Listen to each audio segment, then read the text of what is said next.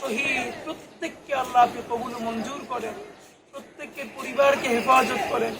আল্লাহ যারা চিরতরে অন্ধ হয়ে গেছে, পঙ্গু হয়ে গেছে, আল্লাহ হাজার হাজার ভাইয়েরা, আল্লাহ তাদের উপর আপনার খাস রহমত নাযিল করেন, তাদের সম্মানজনক রিজিকের ফয়সালা করে দেন, তাদের পরিবারের উপর আপনার খাস রহমত নাযিল করেন।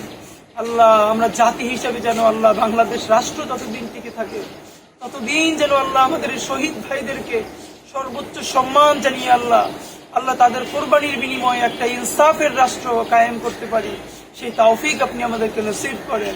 ইয়া আল্লাহ শহীদদের পরিবারগুলোকে আপনি কবুল ও মঞ্জুর করেন। আল্লাহ আমরা আমাদের যে ভাইয়েরা আমাদেরকে উত্তরসূরি হিসেবে রেখে গেছে, আমাদেরকে তাদের যোগ্য উত্তরসূরি হিসেবে কবুল ও মঞ্জুর করেন।